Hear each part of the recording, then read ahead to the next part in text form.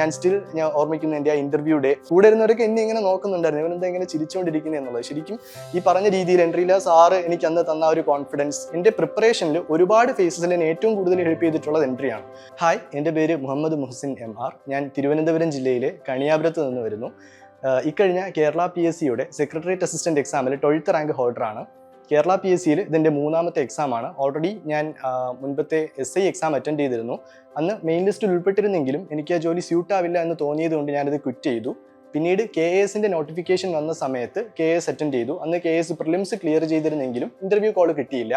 പിന്നീട് ഇതിൻ്റെ 3ാമത്തെ അറ്റംപ്റ്റ് ആയിരുന്നു ഈ സെക്രട്ടേറിയറ്റ് അസിസ്റ്റന്റ് എക്സാം. ഇതിലിപ്പോൾ 12th റാങ്ക് നേടാൻ സാധിച്ചു. സന്തോഷം. ഞാൻ എൻ്റെ ചെറുപ്പത്തിലെ ഞാൻ കാണുന്നത് എൻ്റെ പാരൻസ് രണ്ടുപേരും ഗവൺമെൻറ് ജോലിക്ക് വേണ്ടി പ്രിപ്പയർ ചെയ്യുന്നതാണ്. ഞാൻ 5ാം ക്ലാസ്സിൽ പഠിക്കുമ്പോഴത്തേക്കാണ് എൻ്റെ വാപ്പാക്ക് KSRTCയിൽ കണ്ടക്ടറായിട്ട് ജോലി കിട്ടുന്നത്. എൻ്റെ ഉമ്മാക്കും അതുപോലെ ഞാൻ +1 പഠിക്കുന്ന ടൈമിലാണ് ജോലി കിട്ടുന്നത്. അപ്പോൾ രണ്ടുപേർക്കും 40ാമത്തെ വയസ്സിലാണ് കിട്ടുന്നത്. അപ്പോൾ ഞാൻ ചെറുപ്പം മുതലേ ഇവരിങ്ങനെ പഠിക്കുന്നത് കണ്ടുവരുന്നുണ്ട്. അപ്പോൾ അതെനിക്കൊരു മോട്ടിവേഷൻ ആയിരുന്നു.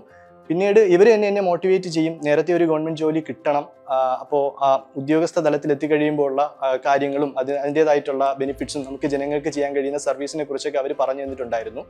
പിന്നെ അതിനുശേഷം ഞാൻ ഡിഗ്രി BSc ഫിസിക്സ് ആണ് ചെയ്തത്. 2022 പാസ് ഔട്ട് ആയ ശേഷം ഞാൻ സെൻട്രൽ ഗവൺമെൻറ് എക്സാംസിന് വേണ്ടിയിട്ട് പ്രിപ്പയർ ചെയ്യായിരുന്നു ഒരു 4 വർഷം. 2024 വരെ UPSC SSC different exams attend ചെയ്യായിരുന്നു, അതുപോലെ പല ബോർഡ്സിൻ്റെ എക്സാംസ്. അപ്പോൾ ആ സമയത്ത് എനിക്ക് മനസ്സിലായ ഒരു കാര്യം, എൻ്റെ ഒരു strong hold GS and GK ആണ് എന്നുള്ളതാണ്, ജനറൽ സ്റ്റഡീസും ജനറൽ നോളജും. അപ്പോൾ അതിന് കുറച്ചുകൂടി ആപ്റ്റായിട്ടുള്ള രീതിയിൽ എനിക്ക് കേരള PSCയിൽ നല്ല രീതിയിൽ പെർഫോം ചെയ്യാൻ കഴിയും എന്ന് തോന്നിയപ്പോൾ 2025 മുതൽ ഞാൻ കേരള PSCയിലേക്ക് വന്ന് PSC എക്സാംസ് എഴുതി തുടങ്ങിയായിരുന്നു. അപ്പോൾ ഞാൻ ഡിഗ്രി കഴിഞ്ഞിട്ട് നേരെ UPSC SSC ലെവൽ എക്സാംസിന് പ്രിപ്പയർ ചെയ്യായിരുന്നു. അപ്പോൾ ആ ലെവലിൽ ഒരു UPSC മോഡൽ പാറ്റേൺ ആയിരുന്നു ഞാൻ പഠനത്തിൽ ആദ്യം ഫോളോ ചെയ്തുകൊണ്ടിരുന്നത്. സ്റ്റാൻഡേർഡ് UPSC ബുക്സ് ആയിട്ടുള്ള ഇപ്പോൾ പൊളിറ്റിക്ക് ലക്ഷ്മികാന്ത്, അതുപോലെ എൻവയോൺമെൻറ്റിന് ശങ്കേഴ്സ്, എക്കോണമിക്ക് ക്ലാസ്സിൽ തന്നെ പഠിപ്പിക്കുന്ന PPT നോട്ട്സ്. അപ്പോൾ അങ്ങനെയുള്ള സംഭവങ്ങൾ ഫോളോ ചെയ്ത് വരുന്നുണ്ടായിരുന്നു. ദ ഹിന്ദു ന്യൂസ് പേപ്പർ ആയിരുന്നു വായിച്ചുകൊണ്ടിരുന്നത്. പിന്നീട് ഈ പറഞ്ഞ രീതിയിൽ 2025 കേരള PSCയിലേക്ക് വന്നപ്പോൾ ഞാൻ നേരിട്ട് ഏറ്റവും വലിയൊരു പ്രശ്നം, കേരളവുമായി ബന്ധപ്പെട്ട ടോപ്പിക്സിൽ എനിക്കൊരു ടച്ച് വിട്ടുപോയിട്ടുണ്ടായിരുന്നു ആ ടൈമിൽ. ഇപ്പോൾ UPSCയിൽ നമ്മൾ കേരളവുമായിട്ട് ബന്ധപ്പെട്ട് അത്ര ഡെപ്തായിട്ട് പഠിക്കുന്നില്ല, ജസ്റ്റ് ജനറൽ നാഷണൽ ലെവലിൽ ഇമ്പോർട്ടൻസ് ഉള്ള കാര്യങ്ങൾ മാത്രമേ നമ്മൾ അവിടെ പഠിക്കുന്നുണ്ടായിരുന്നുള്ളൂ. അപ്പോൾ അത് ആദ്യം ഒരു സ്ട്രഗിൾ ആയിരുന്നു. പിന്നീട് അത് മറികടക്കാൻ എന്നെ ഹെൽപ്പ് ചെയ്തത് KASന്റെ നോട്ടിഫിക്കേഷൻ വന്ന സമയത്ത് ഞാൻ KAS സ്പെസിഫിക് ആയിട്ട് പഠിച്ചിരുന്നു. ആ സമയത്ത് കേരളവുമായിട്ട് ബന്ധപ്പെട്ട ഫാക്ട്സ് വളരെ ഡീപ്പായിട്ട് തന്നെ പഠിക്കാൻ സാധിച്ചു. എസ്പെഷ്യലി ഞാൻ KAS മെയിൻസിന് ഡിസ്ക്രിപ്റ്റീവിന് സ്പെസിഫിക്കലി ക്ലാസ് എടുത്തിരുന്നു. അപ്പോൾ കേരള മോഡൽ ഡെവലപ്മെൻറ്റ്, അതുപോലെ കേരളത്തിൻ്റെ ഹെൽത്ത് സെക്ടർ, എഡ്യൂക്കേഷൻ സെക്ടർ, അങ്ങനെ കേരളവുമായിട്ട് ബന്ധപ്പെട്ട് ഇൻഡെപ്തിൽ നമ്മൾ പഠിക്കേണ്ടുന്ന കാര്യങ്ങളെക്കുറിച്ച് വളരെ നല്ല അവെയർ ആ ടൈമിൽ കിട്ടി. പിന്നെ അത് കഴിഞ്ഞ് സെക്രട്ടേറിയറ്റ് അസിസ്റ്റന്റ് എക്സാമിലോട്ട് വരുന്ന സമയത്ത് നേരിട്ട വേറൊരു പ്രശ്നം, ഈ ഇയർ മുതൽ പുതിയ സിലബസ് ഇൻട്രൊഡ്യൂസ് ചെയ്തിട്ടുണ്ടായിരുന്നു. അപ്പോൾ പേപ്പർ 2 കുറച്ച് പുതിയ ടോപ്പിക്സ് ഉണ്ടായിരുന്നു, principles of administration, principles of management തുടങ്ങിയ ടോപ്പിക്സ്. ബാക്കിയൊക്കെ ഏറെക്കുറെ ഈ KASന് പ്രിപ്പയർ ചെയ്തിട്ടുള്ളതും അതുപോലെ അല്ലെങ്കിൽ UPSC എക്സാമിന് പ്രിപ്പയർ ചെയ്തിട്ടുള്ളതുമായിട്ടുള്ള ടോപ്പിക്സ് ആയിരുന്നു. ഈ 2 ടോപ്പിക്സിൽ കുറച്ച് ബുദ്ധിമുട്ട് നേരിട്ടു. അപ്പോൾ ഞാൻ ഇപ്പോഴും ഓർക്കുന്നുണ്ട്, ഒരു സെപ്റ്റംബർ ലാസ്റ്റ് വീക്കാണ് എൻ്റെ സെക്രട്ടേറിയറ്റ് അസിസ്റ്റന്റ് എക്സാം വരുന്നത്. ഒക്ടോബർ മിഡ് ആകുമ്പോൾ KASന്റെ മെയിൻസ് ഉണ്ട്. അപ്പോൾ ഈവൻ സെപ്റ്റംബർ ഒരു 20th ആകുമ്പോൾ പോലും ഞാൻ ഫിക്സ് ചെയ്തിട്ടില്ല ഈ കൊല്ലത്തെ സെക്രട്ടേറിയറ്റ് അസിസ്റ്റന്റ് എക്സാം അറ്റൻഡ് ചെയ്യണോ വേണ്ടയോ എന്നുള്ളത്. ബിക്കോസ് KAS കുറച്ചുകൂടെ വലിയൊരു ഓപ്പർച്യൂണിറ്റിയാണ്. ഈ അറ്റംപ്റ്റ് ഒന്ന് ക്വിറ്റ് ചെയ്തിട്ട് അത് പ്രിപ്പയർ ചെയ്താൽ പോരെ എന്നുള്ള ചിന്തയൊക്കെ ആദ്യം മൈൻഡിൽ ഉണ്ടായിരുന്നു. പിന്നെ ഞാൻ വിചാരിച്ച ഓക്കെ, ഇതൊരു ഓപ്പർച്യൂണിറ്റിയാണ്, എടുക്കാം എന്നുള്ള രീതിയിൽ ഒരു 1 വീക്ക് KAS മെയിൻസ് പ്രിപ്പറേഷൻ ഒന്ന് ഹോൾഡ് ചെയ്തിട്ട് ഈ principles of administration, principles of management പോലുള്ള ടോപ്പിക്സ് പഠിക്കാനായിട്ട് തുടങ്ങി. ആ സമയത്താണ് ഞാൻ എൻട്രിയുടെ ക്ലാസ്സുമായിട്ട് കൂടുതൽ ബന്ധപ്പെടുന്നത്. അപ്പോൾ എനിക്ക് ആ സമയത്ത് KASന് കേരള ഇക്കോണമി പഠിപ്പിച്ചിരുന്ന ദർവീഷ് എന്ന് പറയുന്ന ഒരു സാർ ഉണ്ടായിരുന്നു. സാറ് എൻട്രിയിൽ ക്ലാസ്സസ് ഒക്കെ എടുക്കുമായിരുന്നു.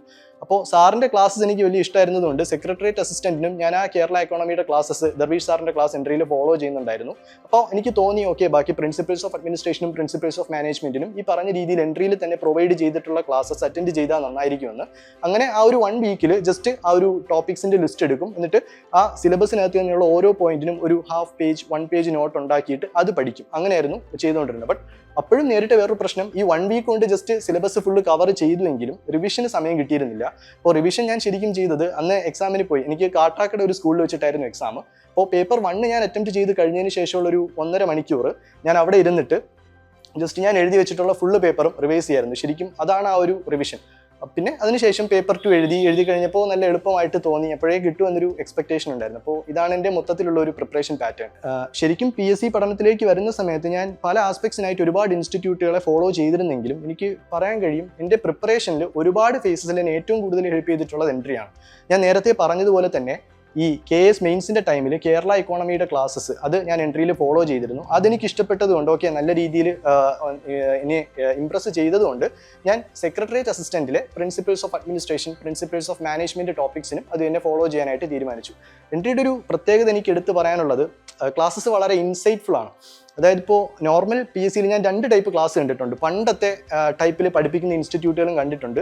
എന്നാൽ ഇന്ന് എക്സാം ഒരുപാട് മാറി. ഇപ്പോൾ എൻ്റെ ഉമ്മ പഠിച്ചിരുന്ന സമയത്തുള്ള നോട്ട്സും കാര്യങ്ങളും എക്സാമൊക്കെ എനിക്കറിയാം. അത് ഞാൻ അറ്റൻഡ് ചെയ്ത് നോക്കിയിട്ടുണ്ട്. ഇപ്പോഴത്തെ അവസ്ഥ എനിക്കറിയാം, ഒത്തിരി മാറിയിട്ടുണ്ട്. അപ്പോൾ ഈ പുതിയ പാറ്റേണിലേക്ക് മാറാത്ത ഒരുപാട് ഇൻസ്റ്റിറ്റ്യൂട്ട്സ് ഉണ്ടായിരുന്നു. അപ്പോൾ പഠിക്കുന്ന സമയത്ത് ഇതൊരു പ്രശ്നമാണ്. നമുക്ക് പഠിക്കുമ്പോൾ തോന്നും അയ്യോ ഇതൊന്നും അല്ലല്ലോ പുതിയ രീതിയിലുള്ള എക്സാംസിന് വരുന്നതാണ്. ബട്ട് എൻട്രിയിൽ മെൻറ്റേഴ്സും അതുപോലെ ക്ലാസ് എടുക്കുന്ന ടീച്ചേഴ്സ് ആയാലും വളരെ ഇൻസൈറ്റ്ഫുൾ ആണ്. അവർക്ക് സംഭവം കാര്യങ്ങൾ അറിയാം. ചില കാര്യങ്ങൾ അവർ പഠിപ്പിക്കുന്ന സമയത്ത് തന്നെ നമുക്കിങ്ങനെ ഭയങ്കര തോട്ട്ഫുൾ ആയിരിക്കും. ഓക്കെ ഇത് വളരെ ഇൻട്രസ്റ്റിംഗ് ആയിട്ടുള്ള ഒരു ഫാക്റ്റ് ആണല്ലോ എന്ന് കറക്റ്റ് അത് എക്സാമിന് ചോദിക്കുകയും ചെയ്യും. അങ്ങനെ ഒരു സംഭവം എൻട്രിയിൽ ഉണ്ടായിരുന്നു. വളരെ ഇൻസൈറ്റ്സ് തരുന്നൊരു ടീച്ചേഴ്സ് അവിടെ, അങ്ങനെ ഒരു സപ്പോർട്ട് സിസ്റ്റം ഉണ്ടായിരുന്നു. അപ്പോൾ അതുകൊണ്ട് തന്നെ ഞാൻ principles of administration, principles of management ടോപ്പിക്സിന് വേണ്ടിയിട്ട് എൻട്രിയുടെ ഹെൽപ്പ് പൂർണ്ണമായിട്ട് എടുത്തിരുന്നു.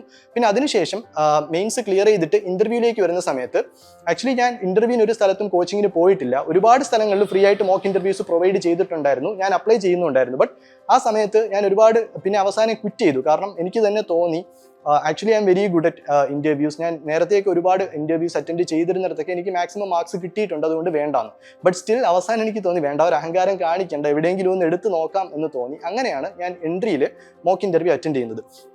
എക്സാമിന് ഒരു 2-3 ദിവസം മുന്നേ രാത്രിയായിരുന്നു, ഒരു 9 മണി ടൈം എടുപ്പിച്ചായിരുന്നു. ജസ്റ്റ് ഒരു 5 to 10 മിനിറ്റ്സേ ഉണ്ടായിരുന്നുള്ളൂ.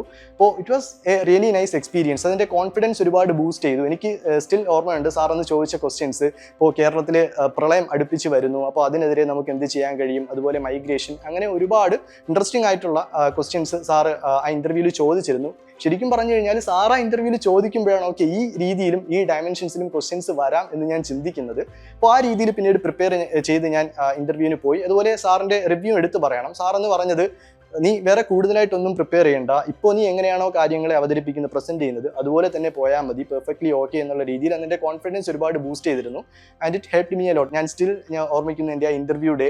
എന്നാൽ എൻ്റെ കൂടെ ഉണ്ടായിരുന്ന എല്ലാവരും വളരെ സ്ട്രെസ്ഫുൾ ആയിട്ടുള്ള ഒരു ഫേസ് വെച്ചുകൊണ്ടിരുന്നപ്പോഴത്തേക്കും ഞാൻ വളരെ സ്മൈലിംഗ് ആയിരുന്നു. അപ്പം കൂടെ ഇരുന്നവരൊക്കെ എന്നെ ഇങ്ങനെ നോക്കുന്നുണ്ടായിരുന്നു, ഇവനെന്താ ഇങ്ങനെ ചിരിച്ചുകൊണ്ടിരിക്കുന്നത് എന്നുള്ളത്. ശരിക്കും ഈ പറഞ്ഞ രീതിയിൽ എൻട്രിയിലെ സാറ് എനിക്ക് അന്ന് തന്ന ഒരു കോൺഫിഡൻസ്, അതൊക്കെ ആ ഒരു ഇൻ്റർവ്യൂവിൽ എനിക്ക് നല്ല രീതിയിൽ പെർഫോം ചെയ്യുന്നതിന് ഒരുപാട് ഹെൽപ്പ് ചെയ്തിട്ടുണ്ടായിരുന്നു. അപ്പോൾ PSCയുടെ സാധ്യതകളെ കുറിച്ച് പറയുമ്പോൾ എനിക്ക് പ്രധാനമായിട്ടും 2 രീതിയിൽ പറയാൻ പറ്റും. ഒന്ന് സബ്ജക്റ്റീവ്ലി, 2 ഒബ്ജക്റ്റീവ്ലി. എൻ്റെ ലൈഫ് വെച്ചിട്ട് എനിക്ക് പറയാൻ പറ്റും, അതുപോലെ പുറമേ നിന്ന് ഒരു സാധാരണക്കാരൻ എന്നുള്ള രീതിയിൽ നോക്കി കാണുമ്പോഴും.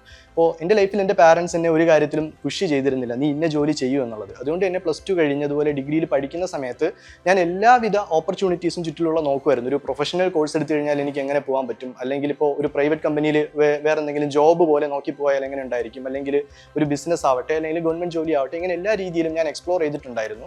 അപ്പോൾ എനിക്ക് അന്ന് തോന്നിയൊരു കാര്യം, ഈ ഗവൺമെൻറ് ജോലി പേഴ്സണലി എനിക്ക് തരുന്ന ഒരു ഒരു പ്രൊവൈഡ് ചെയ്യുന്ന ഒരു സെക്യൂരിറ്റി ഉണ്ട്. അത് വേറെ ഒരു ഫീൽഡിൽ എനിക്ക് പ്രൊവൈഡ് ചെയ്തിട്ടില്ല എന്ന് തോന്നിയിട്ടുണ്ട് പേഴ്സണലി എനിക്ക്. പിന്നെ എൻ്റെ പാരൻസ് ഗവൺമെൻറ് ജോബിലുള്ളവരാണ്. ഇപ്പോൾ ഉമ്മ വർക്ക് ചെയ്യുന്നത്, ഉമ്മ ഒരു 8 വർഷത്തോളം ഈ കഴിഞ്ഞ കേരള ഗവൺമെൻറ്റിൻ്റെ മിനിസ്ട്രിയിൽ മിനിസ്റ്റീരിയൽ ഓഫീസിൽ വർക്ക് ചെയ്തിട്ടുണ്ടായിരുന്നു. അപ്പോൾ അവിടെ നിന്നുകൊണ്ട് ഉമ്മ സാധാരണക്കാരായിട്ടുള്ള ആൾക്കാർക്ക് ചെയ്തു കൊടുക്കുന്ന സർവീസസ് ഞാൻ നേരിട്ട് കണ്ടിട്ടുണ്ട്. ഉമ്മ മാത്രമല്ല അവിടെയുള്ള മറ്റ് ഓഫീസേഴ്സും. അപ്പോൾ ഇതൊരു ഇൻസ്പിറേഷൻ ആയിരുന്നു. ഇതുപോലെ എൻ്റെ നാട്ടിൽ വേറൊരു പൊളിറ്റിക്കൽ ലീഡേഴ്സ് ഒന്നും അങ്ങനെ ചെയ്തു കൊടുക്കുന്നത് കണ്ടിട്ടില്ല. ഈവൻ പല പൊളിറ്റിക്കൽ ലീഡേഴ്സും ഇവരെ ഹെൽപ്പ് ചോദിക്കുന്നത് ഞാൻ കണ്ടിട്ടുണ്ട്. അപ്പോൾ അന്ന് എനിക്ക് മനസ്സിലായി ഓക്കെ ബ്യൂറോക്രസിയുടെ ഇമ്പോർട്ടൻറ്റ് ഇത്രത്തോളം ഉണ്ട് എന്നുള്ളത്. അപ്പോൾ അത് ഒരു ഫാക്ടറാണ്. ജനങ്ങൾക്ക് ഒരുപാട് സർവീസ് ചെയ്യാൻ കഴിയും. അങ്ങനെ പേഴ്സണലി നമുക്ക് കിട്ടുന്ന ബെനിഫിറ്റ് കൂടാതെ ഇങ്ങനെ കുറേ കാര്യങ്ങളും നമുക്ക് കിട്ടും എന്നുള്ളത്. പിന്നെ അതുകൂടാതെ നമുക്കറിയാം ഇന്ത്യയിൽ അൺഎംപ്ലോയ്മെൻറ്റ് എത്രത്തോളം ഉണ്ടെന്ന്. ഒരു എബവ് 75% ഓഫ് ഗ്രാജുവേറ്റഡ് ആൾക്കാരും നമ്മുടെ നാട്ടിൽ അൺഎംപ്ലോയ്ഡ് ആയിട്ട് നിൽക്കുകയാണ്. അപ്പോൾ ഒരു സെക്യൂർ ലൈഫ് എന്നുള്ള രീതിയിൽ നോക്കുന്ന സമയത്ത് ഫ്യൂച്ചറിൽ അതിൻ്റെ സ്കോപ്പ് വളരെ കുറഞ്ഞു വരികയാണ്. ഈവൻ ഗവൺമെൻറ് സെക്ടറിൽ പോലും ഇപ്പോൾ പെർമനൻ്റ് ആയിട്ട് ആൾക്കാർ എടുക്കുന്ന വളരെ കുറഞ്ഞു വരികയാണ്.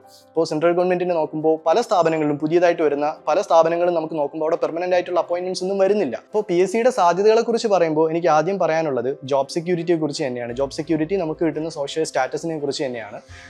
ഇപ്പോൾ വേറെ ഒരു ഫീൽഡിലും നമുക്ക് ഇത്ര വർഷം നമുക്ക് ജോലി ചെയ്യാൻ കഴിയും എന്നുള്ള രീതിയിലൊരു സെക്യൂർ ലൈഫ്, ഒരു സെക്യൂർ കരിയർ പ്രൊവൈഡ് ചെയ്യാനായിട്ട് കഴിയില്ല. വേറെ ഏത് ഫീൽഡിലായി കഴിഞ്ഞ് കഴിഞ്ഞാലും അത് ഗവൺമെന്റ് ഫീൽഡിൽ മാത്രമേ കിട്ടുള്ളൂ. ഇനി രണ്ടാമത്തെ സോഷ്യൽ സ്റ്റാറ്റസ്, ആ ഒരു കാര്യം പറയുമ്പോൾ എനിക്ക് എൻ്റെ ഉമ്മയുടെ കാര്യം പ്രത്യേകിച്ച് എടുത്ത് പറയേണ്ടതായിട്ട് വരും. ഞാൻ നേരത്തെ പറഞ്ഞതുപോലെ ഞാൻ +1 പഠിക്കുന്ന സമയത്ത് എൻ്റെ ഉമ്മയുടെ 40ാമത്തെ വയസ്സിലാണ് ഉമ്മാക്ക് ഗവൺമെന്റിൽ ഒരു ജോബ് കിട്ടുന്നത്. അപ്പോൾ ആ ഒരു ജോബ് കിട്ടുന്നതിന് മുമ്പുള്ള എൻ്റെ ഉമ്മായും അതിന് ശേഷമുള്ള ഉമ്മായും ഞാൻ വളരെ അടുത്ത് നിന്ന് തന്നെ കണ്ടിട്ടുണ്ട്. അപ്പോൾ എനിക്ക് ആ ഒരു ഡിഫറൻസ് വളരെ നന്നായിട്ട് അറിയാം.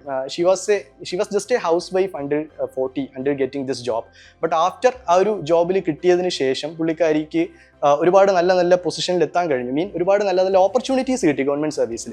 അപ്പോൾ അവിടെ ഇരുന്ന് പുള്ളിക്കാരി ചെയ്യുന്ന കാര്യങ്ങൾ കണ്ട് ഞാൻ ഈവൻ വണ്ടർ ചെയ്ത് പോയിട്ടുണ്ട്. ഒരു 2-3 വർഷം കൊണ്ട് വന്ന ഒരു ട്രാൻസ്ഫോർമേഷൻ. ഇപ്പോൾ ഒരുപാട് ആൾക്കാർക്ക് ഇപ്പോൾ എന്തെങ്കിലും ആവശ്യങ്ങൾ വരുന്നു, അപ്പോൾ അത് ഉമ്മ ഇടപെട്ട് ഇപ്പോൾ മറ്റു ഓഫീസേഴ്സിനെ കൊണ്ട് നേടിക്കൊടുക്കുന്നു. അതുപോലെ ബ്യൂറോക്രസിയിൽ നമ്മൾ പൊതുവെ പറയും റെറ്റേപ്പിസം പോലുള്ള ഇഷ്യൂസ് ഉണ്ടെന്ന്. ബട്ട് അങ്ങനെയൊന്നുമില്ല, കാര്യങ്ങളൊക്കെ വളരെ സ്മൂത്ത് ആണ്. ഈ പറഞ്ഞ രീതിയിൽ അങ്ങനെയും കാര്യങ്ങൾ നടക്കുമെന്നുള്ള രീതിയിൽ ഒരു ആസ്പെക്ട് എനിക്ക് മനസ്സിലായി. ഇപ്പോൾ ഉമ്മയെക്കുറിച്ച് ഞാൻ വിശ്വസിക്കുന്ന ഒരു കാര്യം, എൻ്റെ ലൈഫിൽ എപ്പോൾ ഒരു ഇഷ്യൂ ഉണ്ടായി കഴിഞ്ഞ് കഴിഞ്ഞാൽ ഞാൻ ആദ്യം ഫോൺ എടുത്ത് വിളിക്കുന്നത് എൻ്റെ ഉമ്മയാണ്. Because I know she can handle it. അപ്പോൾ ആ ഒരു പവറിലേക്ക് പുള്ളിക്കാരി എത്തിച്ചത് ഈ ഒരു ഗവൺമെന്റ് ജോബാണെന്ന് എനിക്ക് 100% ഉറപ്പാണ്. പിന്നെ അതിനുശേഷം അദ്ദേഹത്തിന് കിട്ടുന്ന ഈ ഒരു സോഷ്യൽ സ്വീകാര്യതയും ഒക്കെ ഞാൻ വളരെ അടുത്ത് നിന്ന് തന്നെ കണ്ടിട്ടുണ്ട്. പിന്നെ ഇപ്പോൾ പുതിയതായിട്ട് PSCക്ക് പ്രിപ്പയർ ചെയ്യുന്ന കൂട്ടുകാരോട് എനിക്ക് പറയാനുള്ളത്, നിങ്ങൾ എത്രത്തോളം നേരത്തെ പ്രിപ്പയർ ചെയ്യുന്നോ അത്രത്തോളം വളരെ നല്ലതാണ്. ഞാൻ കോളേജിൽ പഠിക്കുന്ന സമയത്തെ പ്രിപ്പയർ ചെയ്യുന്നുണ്ടായിരുന്നു എന്ന് പറയാം. കാരണം 2022 ഞാൻ പാസ് ഔട്ട് ആവുന്നതെങ്കിലും 2021 നമുക്ക് ഗ്രേറ്റ് ലോക്ക്ഡൗൺ വന്ന സമയത്ത് അപ്പോഴേ ഞാൻ ചെറിയ രീതിയിൽ ഓൺലൈൻ ക്ലാസ്സസ് ഒക്കെ അറ്റൻഡ് ചെയ്ത് തുടങ്ങിയിട്ടുണ്ടായിരുന്നു. അപ്പോൾ അത് എനിക്ക് പിന്നീട് പ്രിപ്പറേഷനിലോട്ട് വരുന്ന സമയത്ത് ഒരു വലിയ ലീപ്പ് തന്നിട്ടുണ്ടായിരുന്നു. ഒരിക്കലും ഡിഗ്രി കഴിഞ്ഞിട്ട് സ്റ്റാർട്ട് ചെയ്യാം എന്ന് പറയുന്ന ഒരു ഐഡിയയെക്കാളും കുറച്ച് നേരത്തെ തുടങ്ങുന്നതാണ് നല്ലത്. ബിക്കോസ് 2 കാര്യങ്ങളുണ്ട്. നമുക്ക് നല്ലൊരു സ്റ്റാർട്ടിങ് കിട്ടിക്കഴിഞ്ഞ് കഴിഞ്ഞാൽ ഒരുപക്ഷെ ഡിഗ്രിക്ക് പഠിക്കുന്ന സമയത്തോ അതിന് ശേഷമോ തന്നെ വളരെ നല്ലൊരു ഗവൺമെന്റ് ജോബിലേക്ക് പെട്ടെന്ന് എത്താനായിട്ട് സാധിക്കും. ഇപ്പോൾ ഈ സെക്രട്ടേറിയറ്റ് അസിസ്റ്റന്റിനൊക്കെ തന്നെ 22-23 വയസ്സുള്ള ആൾക്കാരൊക്കെ എത്തുന്നുണ്ട്. ഇനി അതല്ല എന്നുണ്ടെങ്കിൽ പോലും നമ്മളൊരു സ്ലോ ലേണർ ആണെങ്കിൽ കൂടി നമുക്കൊരു നല്ല ബേസ് നേരത്തെ സ്റ്റാർട്ട് ചെയ്ത് കൊണ്ടുവരാനായിട്ട് കഴിയും. പെട്ടെന്ന് ഒരു PSC പ്രിപ്പറേഷനിലേക്ക് എടുത്ത് ചാടിയോ ഇതൊക്കെ കേൾക്കുമ്പോൾ പുതിയ ടേംസ് ആണല്ലോ എന്ന് തോന്നുന്നതിനേക്കാളും നമുക്ക് കാര്യങ്ങളൊക്കെ നേരത്തെ കുറെ കൂടി പരിചിതമായിരിക്കും ഇപ്പോൾ ഈ രീതിയിൽ നേരത്തെ പ്രിപ്പയർ ചെയ്ത് തുടങ്ങി കഴിഞ്ഞു കഴിഞ്ഞാൽ. അപ്പോൾ ഇത്രയും നേരം ഞാൻ ഷെയർ ചെയ്തത് എൻ്റെ ലൈഫിൽ എൻ്റെ ഈ ഒരു ജേണിയിൽ എനിക്ക് കിട്ടിയിട്ടുള്ള പാഠങ്ങളും അനുഭവങ്ങളും അതിൽ നിന്ന് എനിക്ക് കിട്ടിയിട്ടുള്ള ഇൻസൈറ്റ്സുമാണ്. അപ്പോൾ ഇപ്പോൾ പ്രിപ്പയർ ചെയ്യുന്ന എൻ്റെ പുതിയ കൂട്ടുകാരോടും അതുപോലെ ഇനി വരാനിരിക്കുന്ന പുതിയ PSC ആസ്പിറൻസിനോടും എനിക്ക് പറയാനുള്ള ഇത് തന്നെയാണ്. മാക്സിമം നിങ്ങളുടെ പ്രിപ്പറേഷൻ നേരത്തെ സ്റ്റാർട്ട് ചെയ്യുക. അതുപോലെ സ്റ്റാർട്ട് ചെയ്ത് കുറേ പോയിന്റ് നമ്മൾ പോകുന്ന സമയത്ത് നമുക്ക് തോന്നും ഇത് നമ്മളെ കൊണ്ട് പറ്റുമോ, ഇത് ഡ്രോപ്പ് ചെയ്തിട്ട് വേറെ എന്തെങ്കിലും പോയാലോ, നമുക്ക് വേറെ എന്തെങ്കിലും സ്കില്ലുണ്ടോ എന്നുള്ളതൊക്കെ തോന്നും. But it happens in every once life. ഈ ഒരു ലോങ് ഡാർക്ക് ടണലിന് ശേഷം നമ്മൾ ഈ ഷോഷാങ്ക് റിഡംഷനിൽ കാണുന്നത് പോലെ ഇതിനൊരു നല്ല പോസിറ്റീവ് എൻഡ് ഉണ്ട്. നമുക്കൊരു സൂര്യൻ ഉദിക്കുക തന്നെ ചെയ്യും. അത് എനിക്ക് വളരെ നല്ല രീതിയിൽ അനുഭവിച്ചറിഞ്ഞ ഒരാളാണ് ഞാൻ. കുറേ കാലം ഞാൻ ഈ ഒരു പ്രിപ്പറേഷൻ്റെ ഫേസിലുണ്ടായിരുന്നു. പലപ്പോഴും ഞാൻ മെന്റലി ഡെസ്പായി പോയിട്ടുണ്ട്. ഒരുപക്ഷെ സെക്രട്ടേറിയറ്റ് അസിസ്റ്റന്റിനേക്കാൾ കൂടുതൽ ഞാൻ നന്നായിട്ട് ഒരുപാട് എക്സാംസിന് പഠിച്ച് അറ്റൻഡ് ചെയ്തിട്ടും എനിക്ക് കിട്ടാതെ പോയിട്ടുണ്ട്. ഞാൻ നേരത്തെ പറഞ്ഞു ജസ്റ്റ് 1 വീക്ക് കൊണ്ട് പ്രിപ്പയർ ചെയ്തിട്ടാണ് ഞാൻ ശരിക്കും സെക്രട്ടേറിയറ്റ് അസിസ്റ്റന്റ് എക്സാമിന് അപ്രോച്ച് ചെയ്യുന്നതും കിട്ടുന്നതും. അപ്പോൾ ദിസ് ഈസ് ദി ജേണി, ഇതാണ് ആ ഒരു റിയാലിറ്റി. അപ്പോൾ പ്രിപ്പറേഷനായിട്ട് മുമ്പോട്ട് പോവുക, വർക്ക് ഹാർഡ്, നിങ്ങൾക്ക് കിട്ടുക തന്നെ ചെയ്യും. എല്ലാ കൂട്ടുകാർക്കും എൻ്റെ ഓൾ ദി ബെസ്റ്റ്.